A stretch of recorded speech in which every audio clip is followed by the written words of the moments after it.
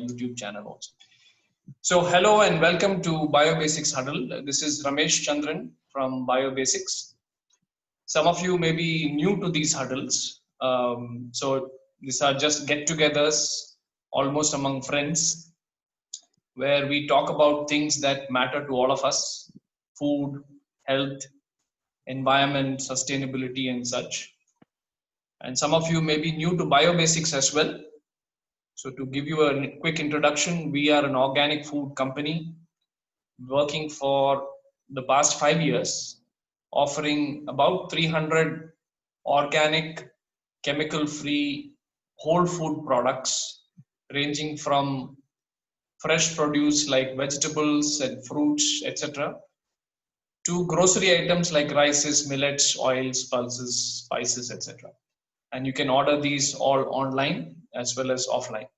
So in the past few huddles, we've covered alternative therapies like yoga, Ayurveda, nature cure, and last time we covered whole food based, plant based nutrition, particularly in the context of COVID-19.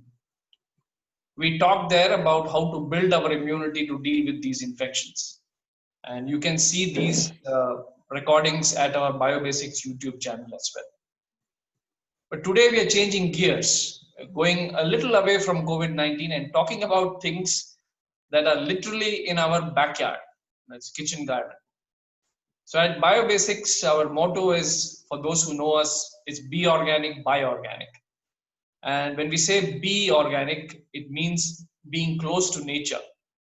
And most of us, unfortunately, are in different stages of alienation from nature. Most of us today live in apartments where we may not even touch soil for months or even years. And even those who live in individual houses like to keep their yard as clean as possible and cement the ground outside or even put tiles there. So slowly and steadily over the past few decades, we have moved away from nature, away from soil, from plants, from insects. And in this hyper sterilized, chemicalized environment, we bring up our children who now have started believing that rice grows on trees. So losing touch with farming and how food is grown or processed has been a problem with our generation itself. And today with the younger generation, the situation has got even worse.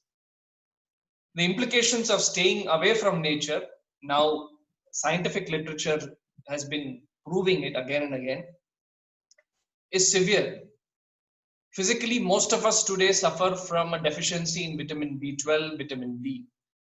And the proliferation of autoimmune disorders is also linked to us being away from the soil and not touching soil for most part of our lives. And psychologically, people are realizing that being with nature can boost one's mood and is strongly advised for those suffering from depression. So it is in this context that we strongly feel kitchen garden or terrace garden or growing plants in our balconies allows us to get closer to nature. We strongly advise all of you to grow a garden in your own small ways, wherever you are.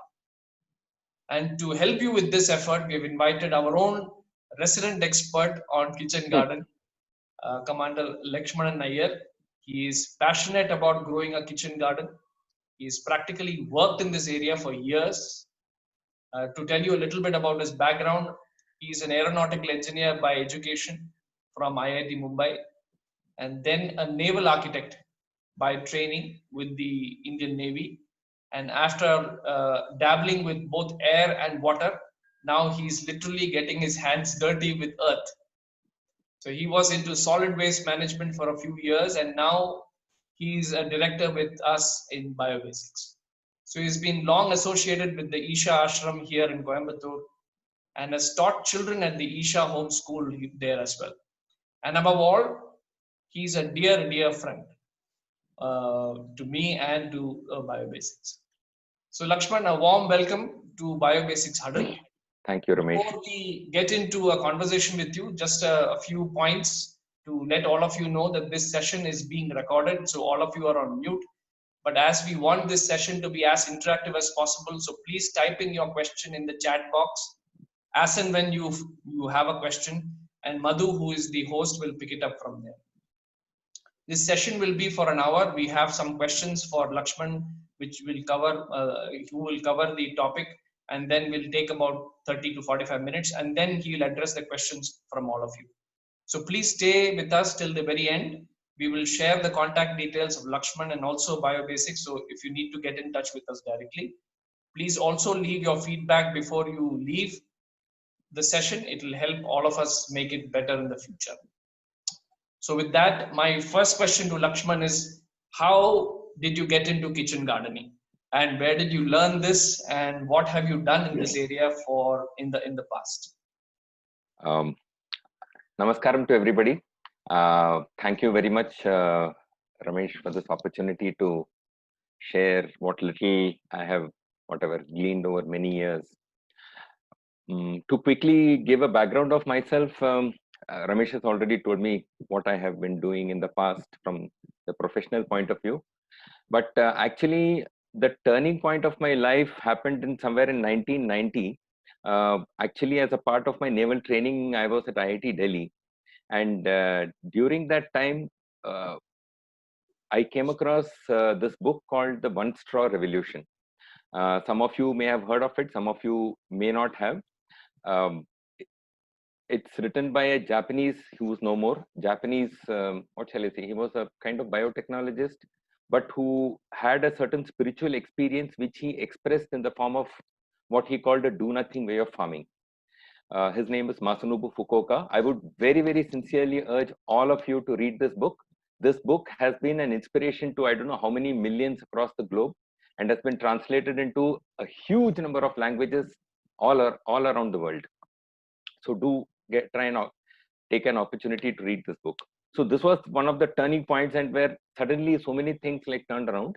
And actually, there was one particular incident that happened when I was at IIT Delhi, which really kind of made me swing in very strongly towards environmental issues. So what actually happened was, actually there was a friend of mine who was, that was the time when this whole Narmada movement was picking up. And I was kind of ambivalent, saying that, oh, you know, electricity is needed, is the dam needed, not needed. I was not able to take a position on the whole thing. And this friend of mine, I want to acknowledge him, Jairaj Putanvitil, who's now in the US. He's been into environmental toxicology and cancer related work is what he's doing these days. So he told me that, look, you can't be sitting on the fence. You have to be this side or that side. He kind of pushed me to take a decision.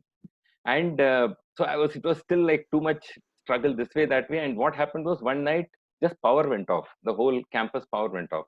And I was just sitting in the darkness, and this question came up to me, and it kind of swelled into a choice of whether I'm willing to live with electricity or without electricity. And at that point, somehow I just made a decision that yes, I am willing to live my life without electricity. And suddenly everything just fell in place. And that's where this whole big turning point happened. This whole, what shall I say, concern towards environmental issues, organic farming, all that started at that point.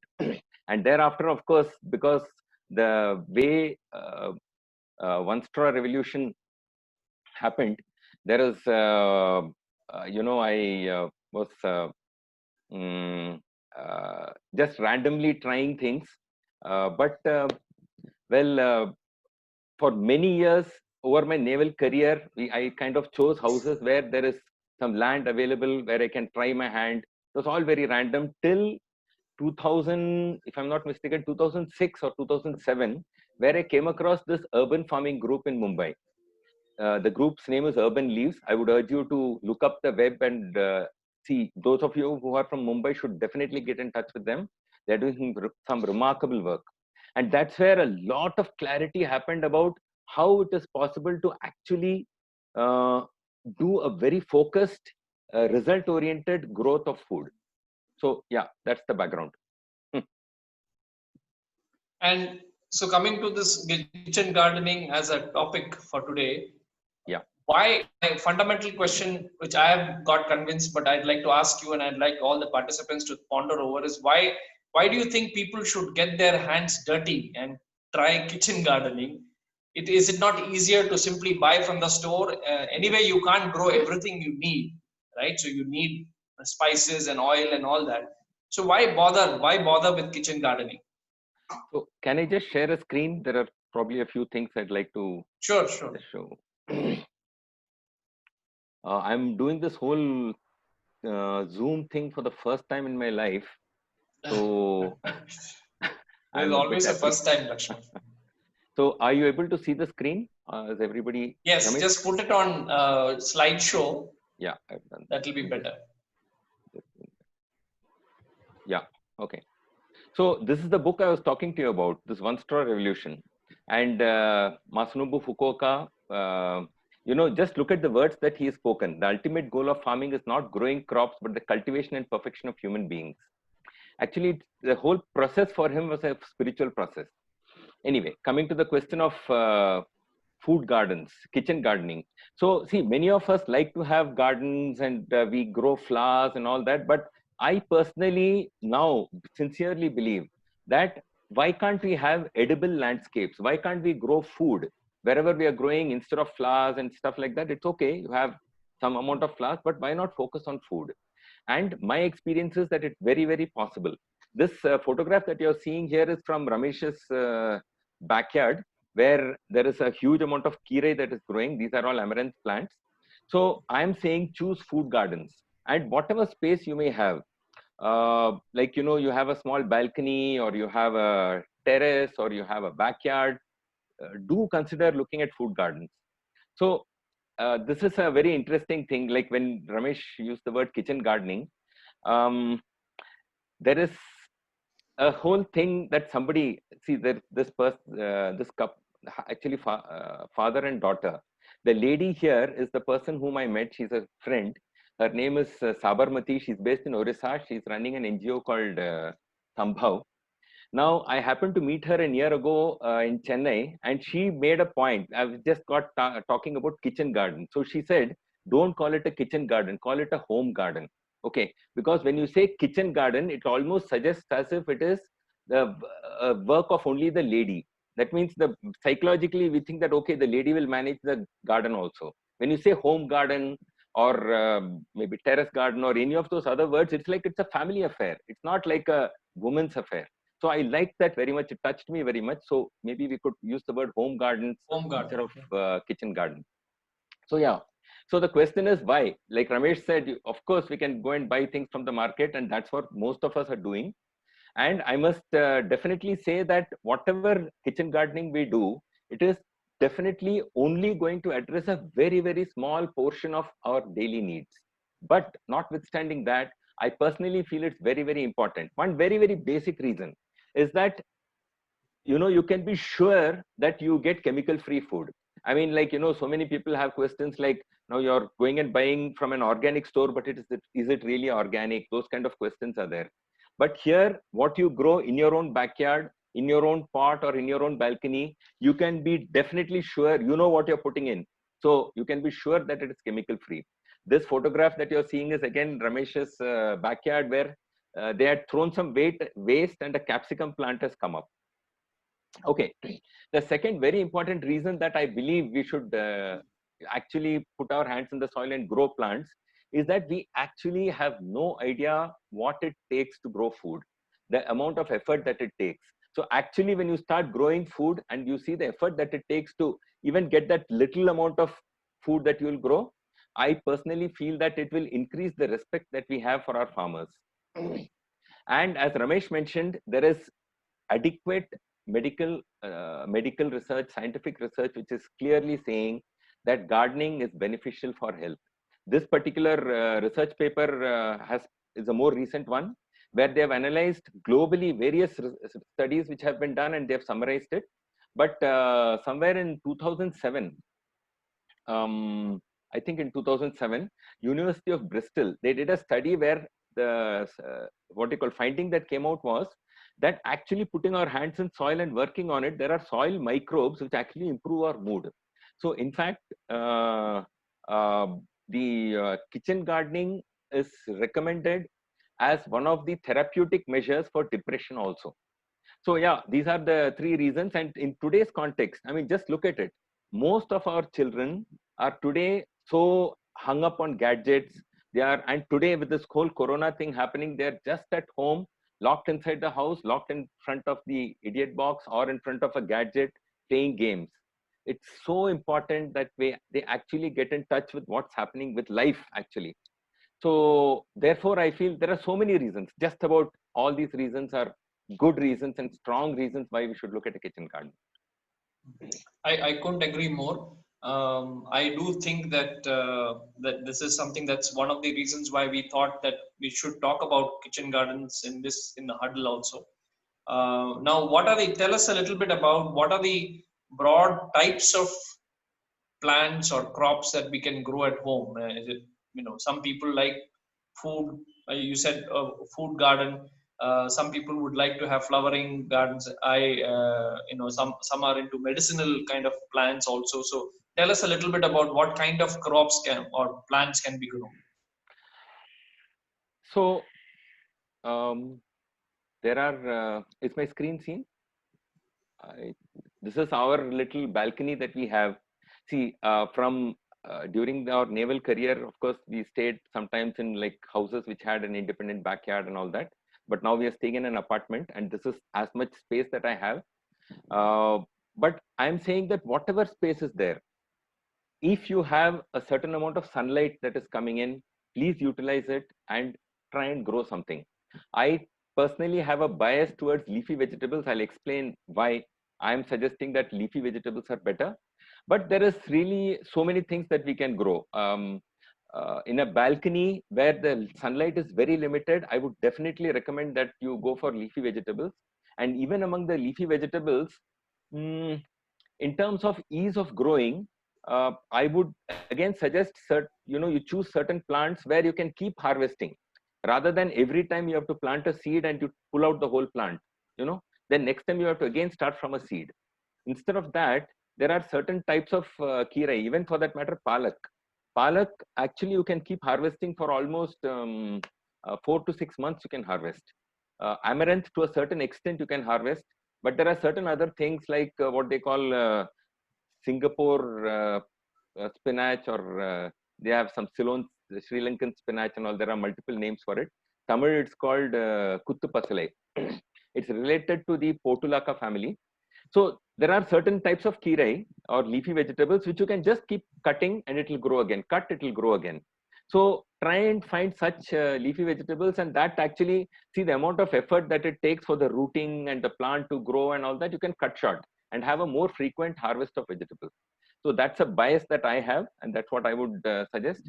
And this is just like a clip I want to show. I mean, see, my wife Sujata, she hosts a YouTube channel called Manchan Well, and this is one of the clips that we had made of something that we harvested. Just a short clip. You see the amount that you can harvest from. Here are my harvested greens from my balcony garden, and this is thanks to my husband. He really has a very green thumb, and I'm going pleasure to harvest something that is grown in your. Okay, so as I said, leafy vegetables are the easiest to grow. I'll explain certain things as we go along, and probably that will make it slightly clearer why it's kirai is a better bet. But of course, there are so many things you can grow. If you have like a much larger garden space, you could even think of pomegranate, curry leaves. So many of these things are possible. Okay, this is kovakai, that is kundru. Ivy gourd, as it is called. Here, by the way, I don't know how many of you know that even the leaves of ivy gourd is a fantastic kirai, very, very tasty. It can be used as a leafy vegetable. Of course, the fruit is eaten. And of course, you can grow herbs, tulsi. So the options are that you directly grow it on soil, or you can grow it in pots. If you have land available, I would say you grow it in the soil directly.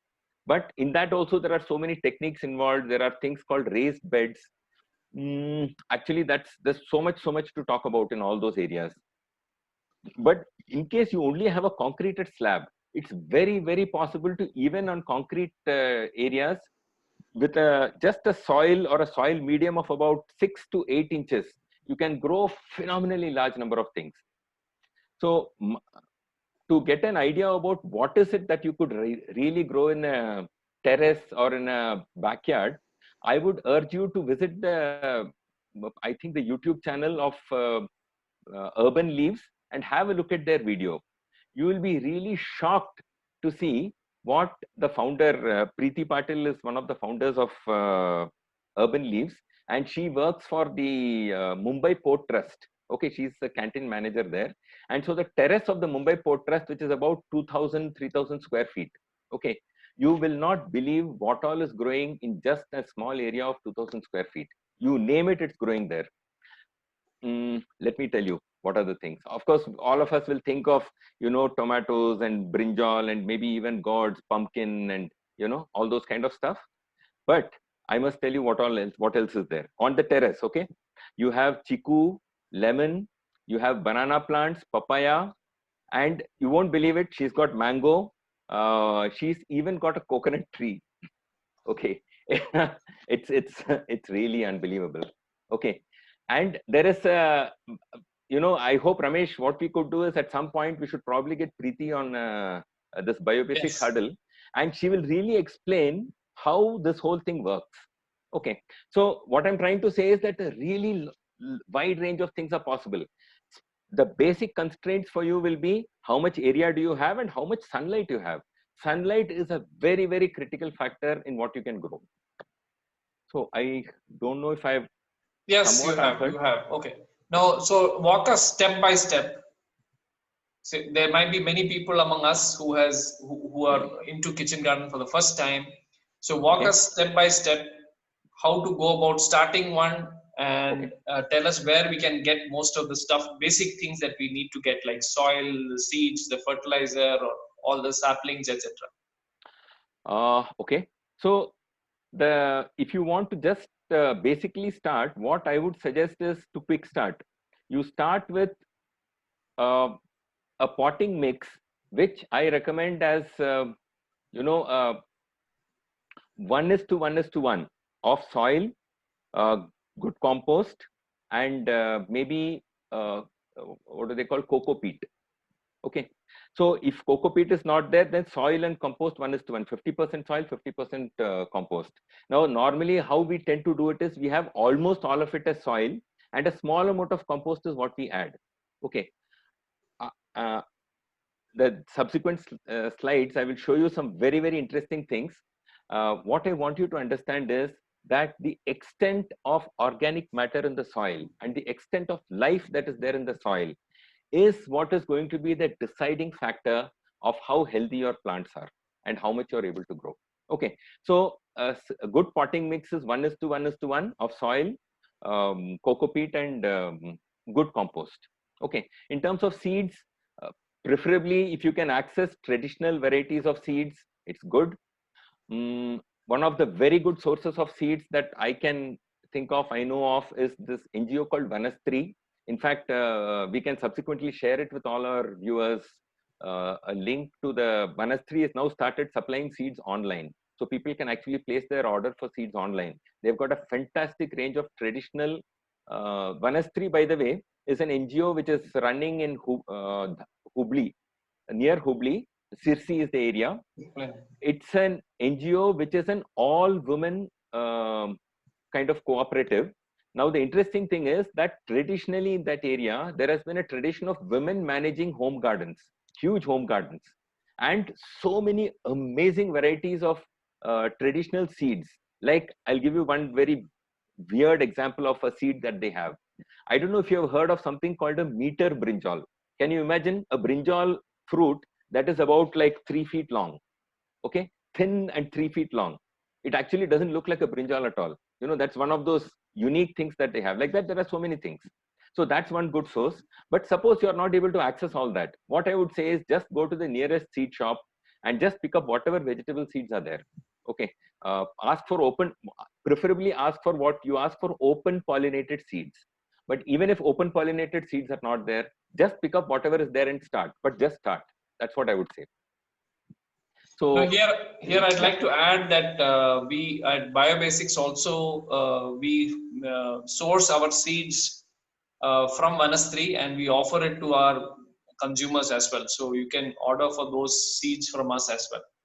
Yeah. So moving on, Lakshman, to No, so talk Ramesh, a little bit about sorry. fertilizer, I wanted to Yeah. add. So subsequently I will talk. What is your next question? In terms of No, I was tools just and all wondering, that. in terms of do's and don'ts, if you can, how do you manage the plants either in terms Okay, of I'll just come watering, to that. fertilizing, Yes, pest I'll just management, come to that. particularly pest management. I think Yeah, many I of think there are us see questions.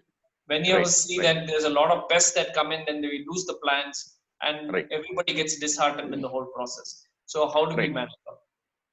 Yeah. So let me just, I'll share the screen again. Can you see my screen? So, can you see my screen? Yes, we can. But this thing is not advancing. Yeah. So this is something that I realized after getting in contact with this urban leaves. They have this whole concept of farming called Natu-Eco city farming or Natu-Eco farming, which is a broader box of knowledge. Okay. So I want you to just understand this. This was so eye-opening for me. Okay. If you understand this properly, you will understand what you need to do. Okay. So if you take, as an example, if you take 100 kilos of dry biomass, when I say dry biomass, there is leaves, branches and all that. You just leave it out, let it dry till the point that the weight stops reducing. That means all the immediately available moisture is evaporated. If you take this 100 kg of biomass and you burn it, okay, you'll be surprised that what is left at the end of the burning is just about 3 to 5 kilos of ash.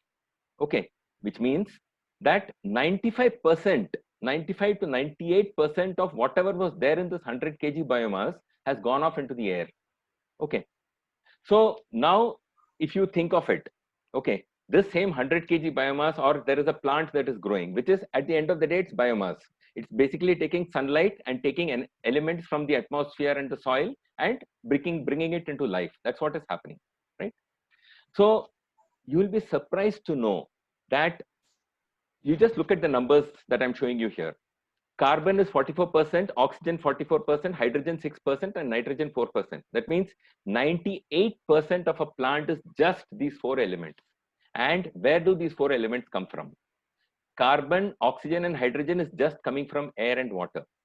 And nitrogen is, of course, coming from the nitrogen cycle. Again, nitrogen starts from the air, gets into the soil through the soil microbes and lightning and all that, and then comes to the plants.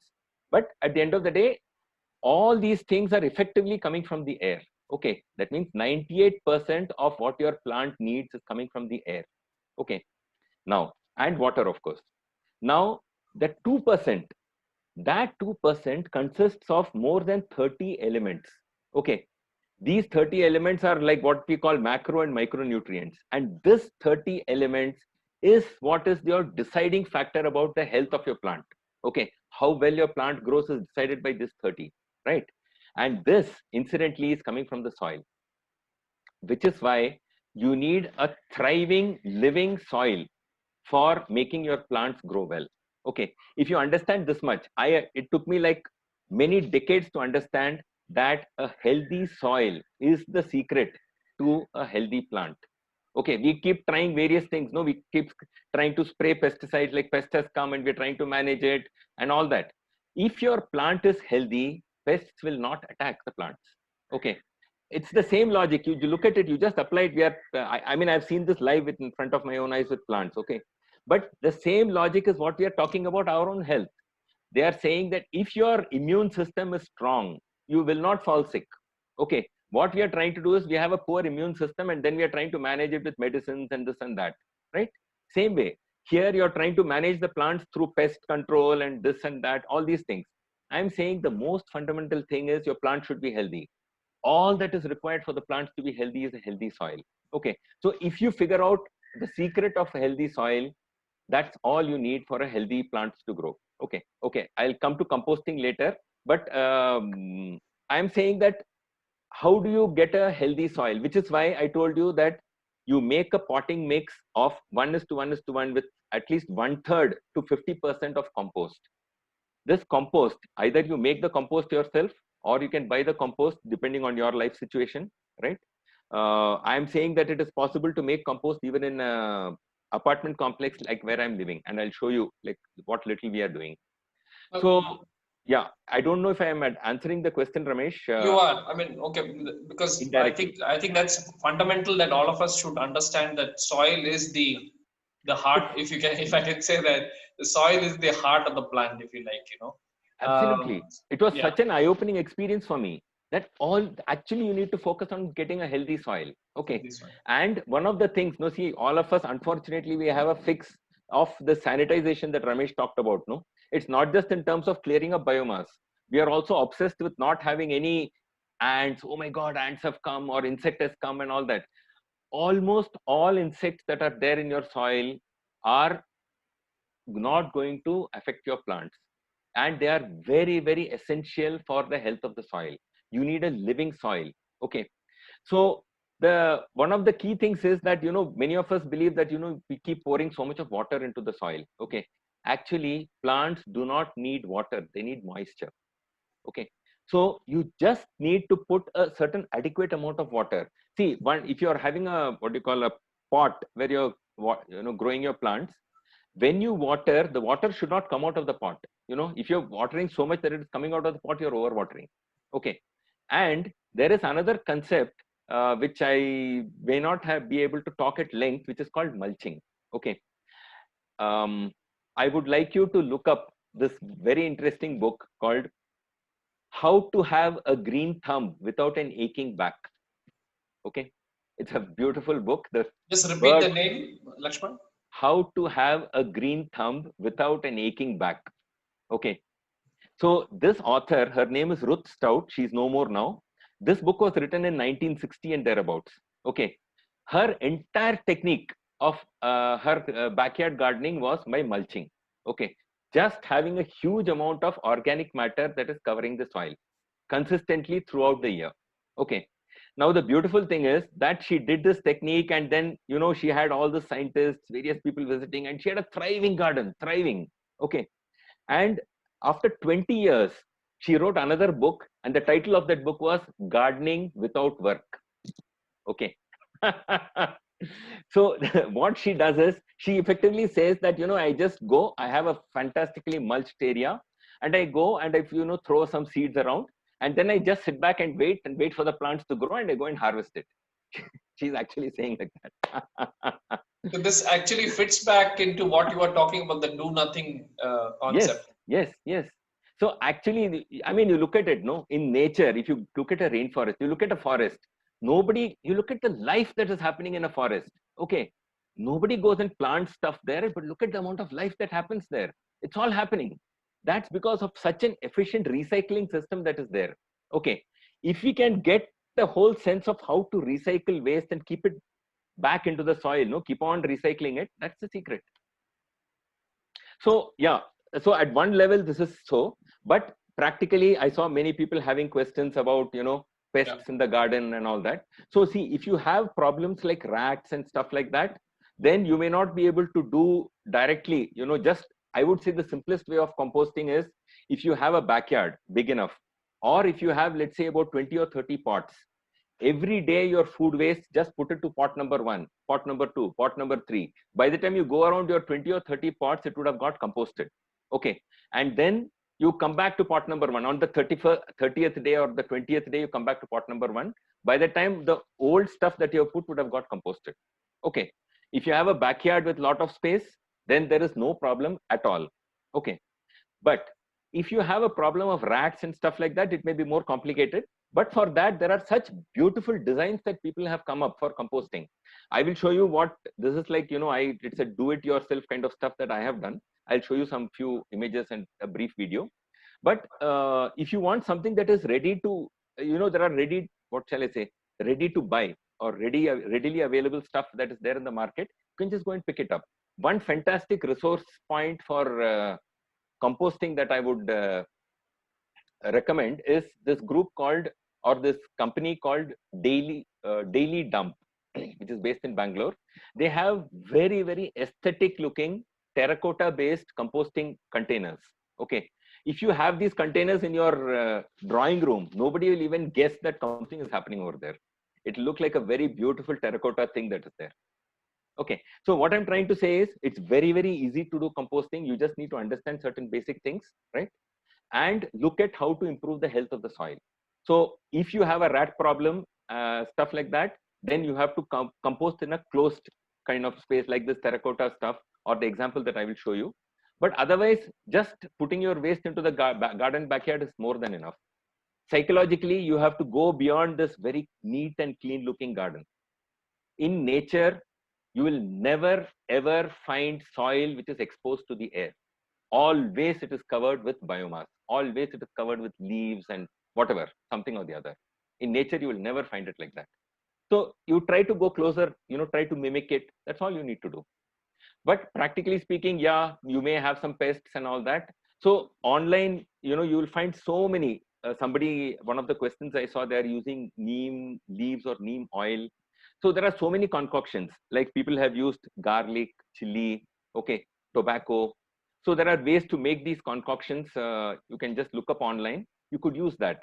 Remember one thing, some things I want to make a mention about pest control. Okay. In organic farming, we do not talk of as a pesticide. Okay, we are not killing the insects. We are saying Tamil the word is Muligai Puchi variety. That means you are driving away the pest. You are not killing them. You see the words that is used: a herbal pest repellent. Yeah, repellent is the right word.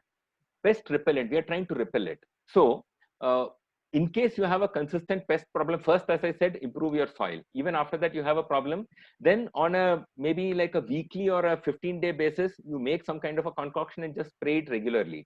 Once the pest has come, if you're trying to control it, after that it can become difficult. So if you're doing it like a consistent thing all along, then it will be quite easy to manage it.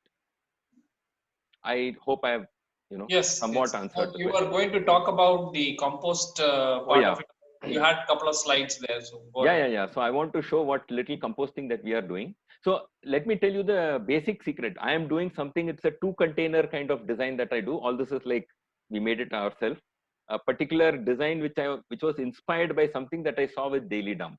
Okay, but this is all containing plastic containers. Okay. So basic thing, waste like this will become like this in a matter of about 3 to 4 weeks. Okay, it's very, very simple. It's not rocket science. See, all of us tend to associate food waste with smell, right? We say that, oh, foul smell is coming and all that. Remember that this whole decomposition process basically happens by 2 mechanisms. One is what is called aerobic decomposition, which is decomposition that happens in the presence of oxygen, and anaerobic decomposition, that is decomposition that happens in absence of oxygen. Okay, if you have proper aerobic decomposition happening, the byproducts of that process is just water and carbon dioxide. Okay, that means there is no smell at all. The moment there is absence of oxygen, then this carbon dioxide, instead of carbon dioxide getting formed, it will get converted into methane, ammonia, and things like that, which have a strong smell. So all the smell that we associate is because oxygen is getting depleted. So if you create a situation where there is enough of oxygen or air circulation, you will never have smell. Okay, so a simple technique, what I want you to know is that when you're spreading your waste, just ensure that you spread it in a thickness of not more than 5 centimeters. Just uniformly spread it. Don't make it a heap. The moment you make a heap, there is a risk of smell. If you spread it uniformly, you will not have smell. Okay, so here I'll just show you like. So my 2-pot container, it works like this, that I first put the waste into 1 pot. Okay, and then there is a bit of soil that I sprinkle on that waste. Okay, so after this is done, and this is a thing that I just keep closed like this. Okay, and after that, what I do is that after a certain period of time, I take the waste from 1 pot and put it to the pot number 2. Okay, that is, the second pot is empty and I transfer it and then leave it there. Meanwhile, my first pot will again start getting filled with fresh waste, and then you will have, after like roughly about 3 weeks, you can see the kind of compost that comes out.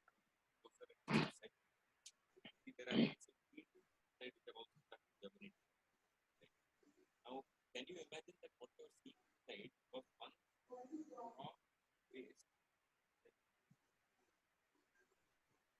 So this is after 3 weeks. Yeah. Yeah.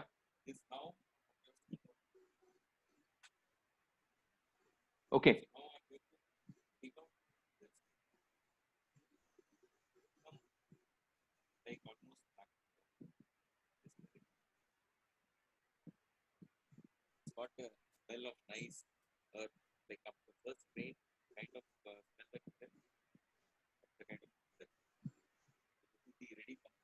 And this you are doing in the balcony, is it, Lakshman? Yeah.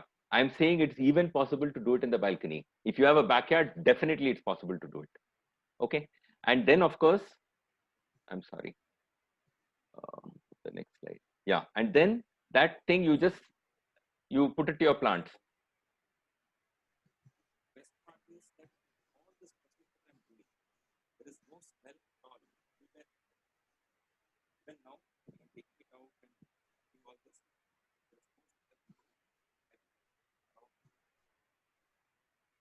Okay. So the point I'm making is that psychologically you should feel comfortable with having, it's not looking like, just soil ka look. It will be organic matter, dried organic matter. There will be ants. There will be some things running around. Just make peace with all of them. We have ants, like enough and more ants which are there. Very interesting thing. At the initial stage of composting, there are certain types of ants that colonize. Okay, I've seen it in larger compost heaps when we were doing it in Isha Home School.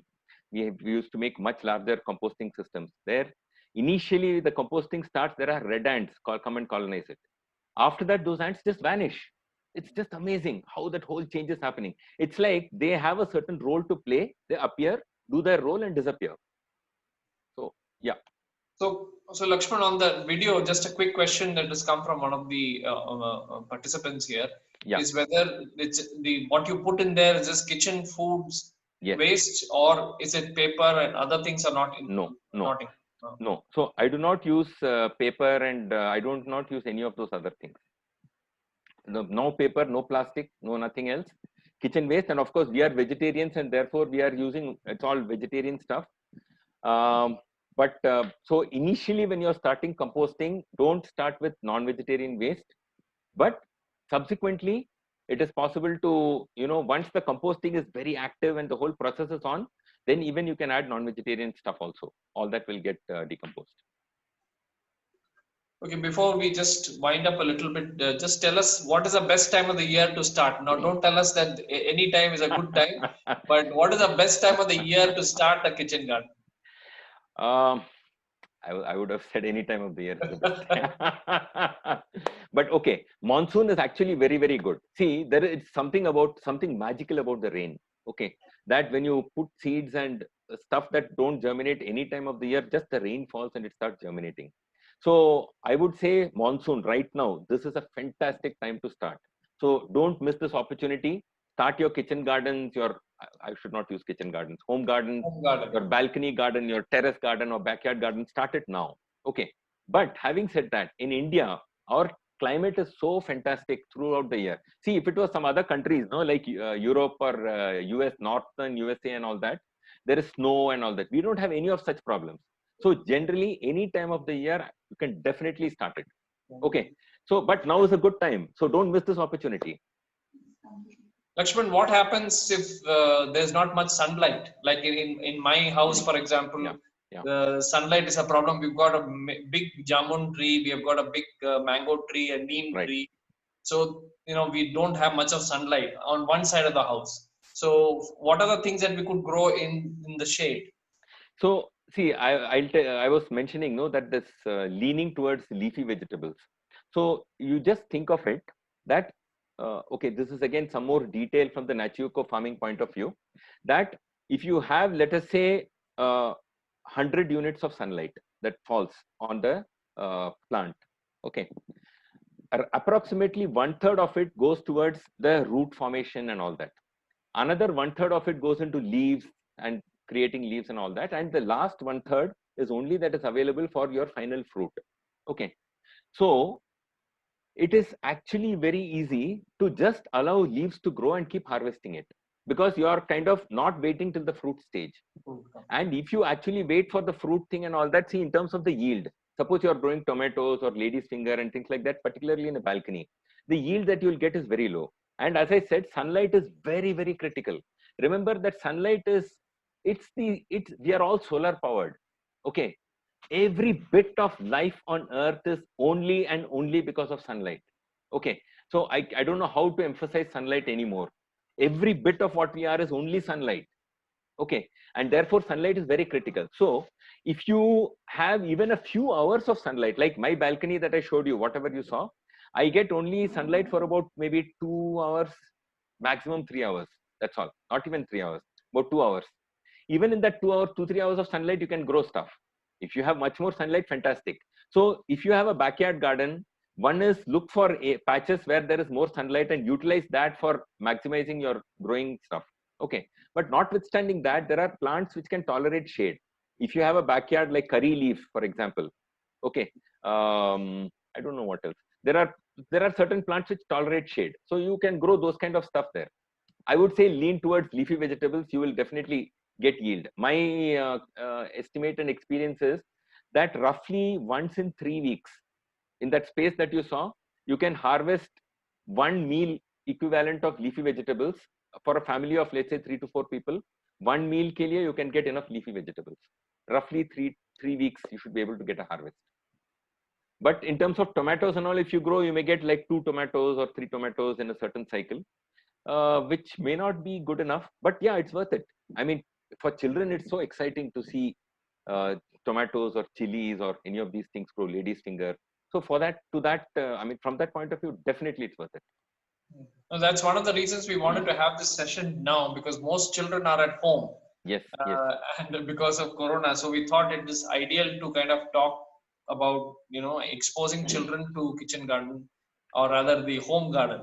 Yeah, it's a real unfortunate fact that most of our children, for that matter, my children, even adults, until I took to actually, putting my hand in the soil and growing stuff, I had no clue what a lady's finger plant or a tomato plant looked like. So, if stuff is growing, I can't make out one from the other.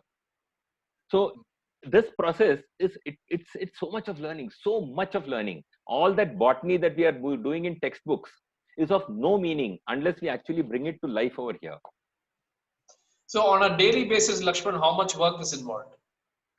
I would say not much. The initial setting up, there is work. Okay. Composting, as you saw, I'm just spreading the waste, sprinkling the soil and leaving it. That's it.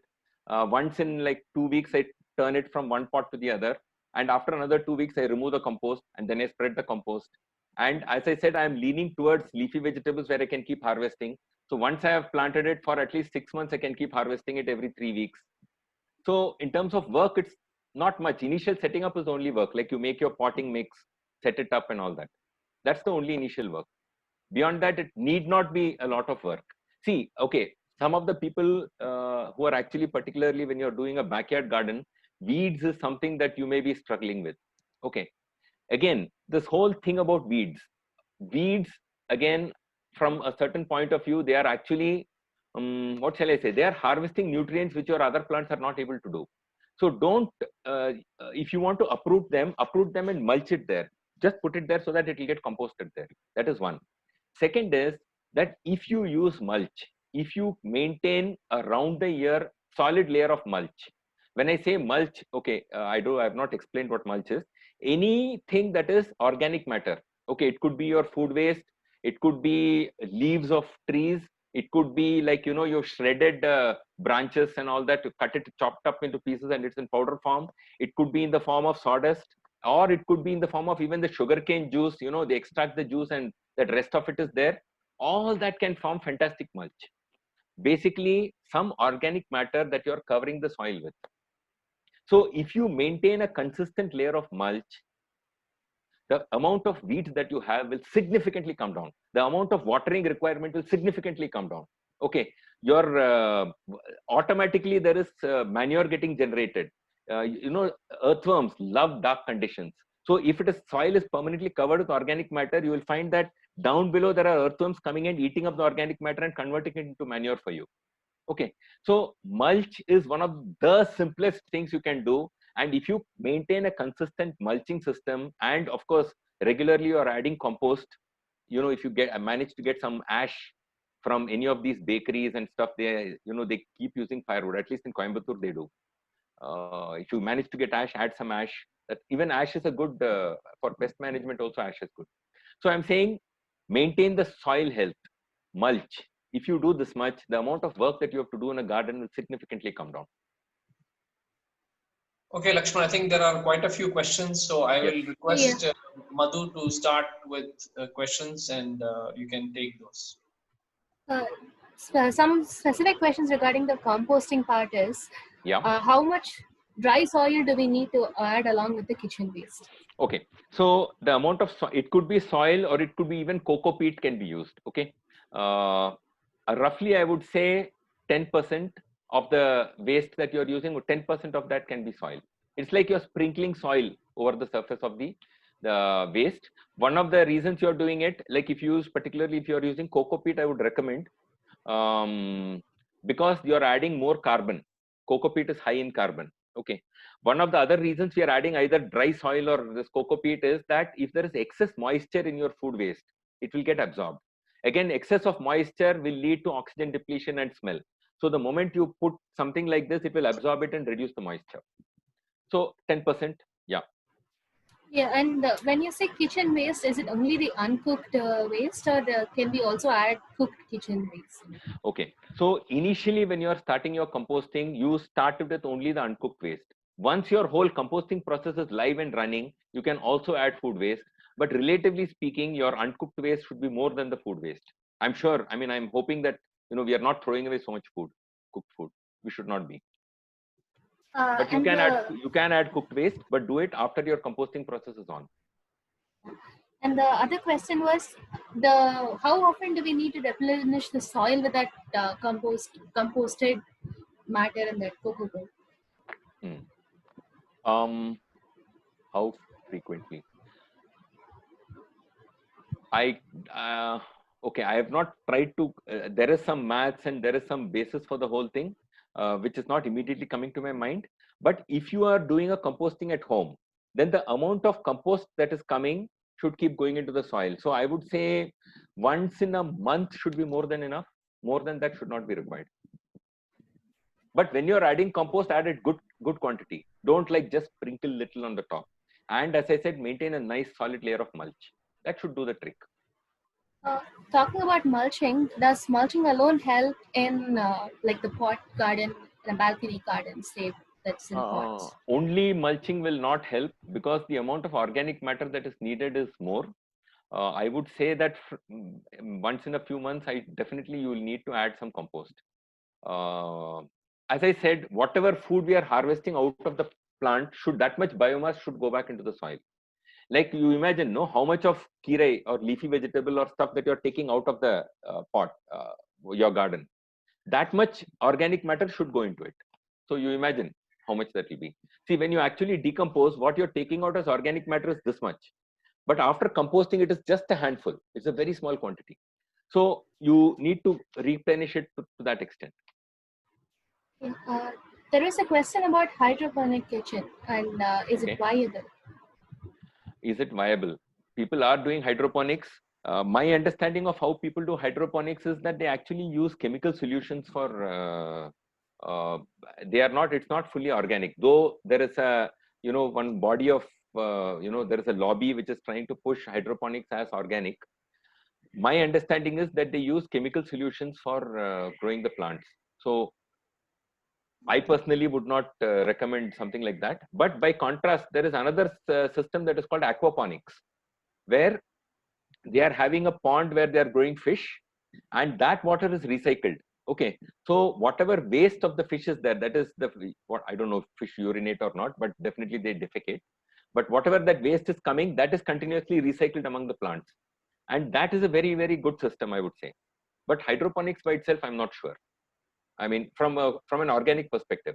But if people are eating inorganic stuff, then yeah, hydroponics is good. I would not recommend it.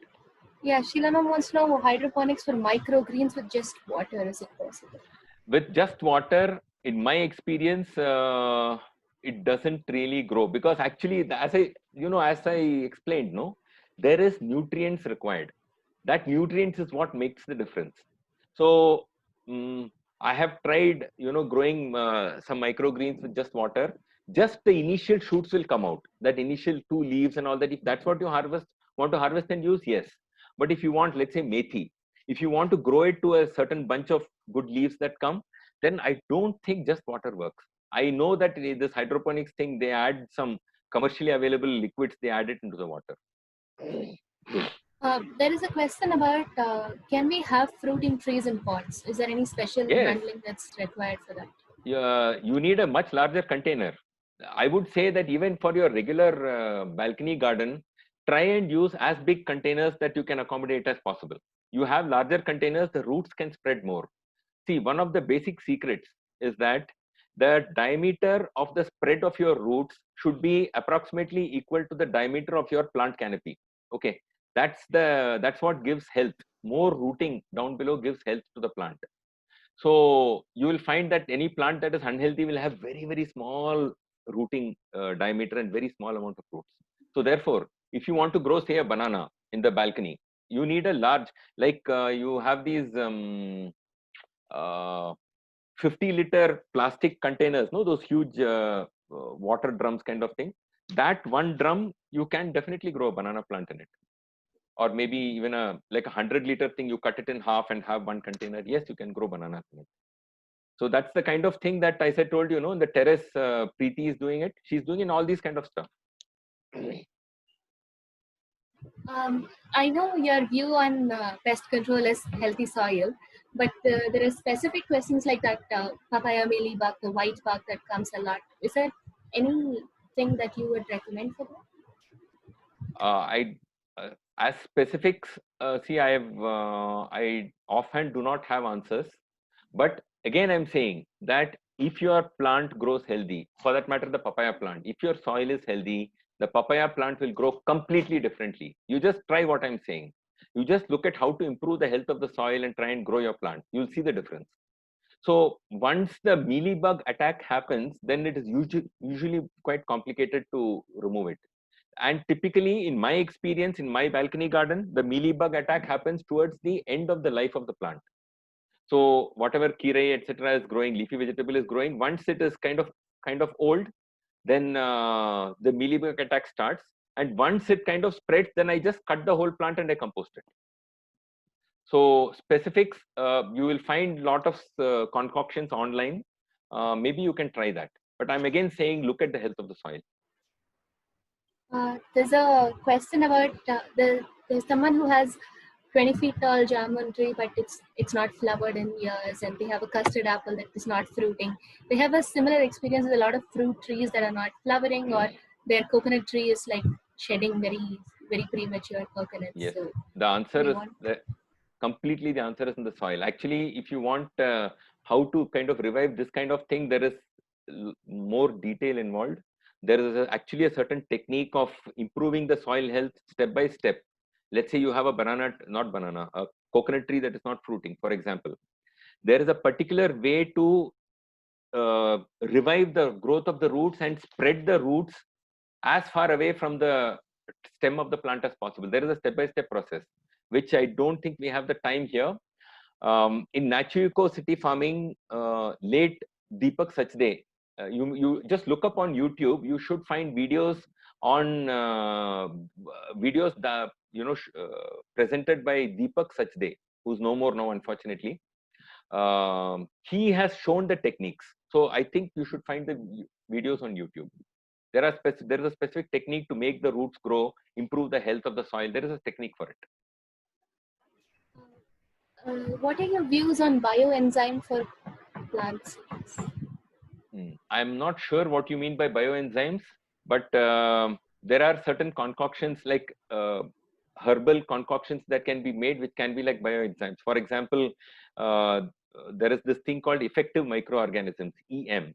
EM is a commercially available preparation also. There are ways to prepare an EM like at home also you can prepare it.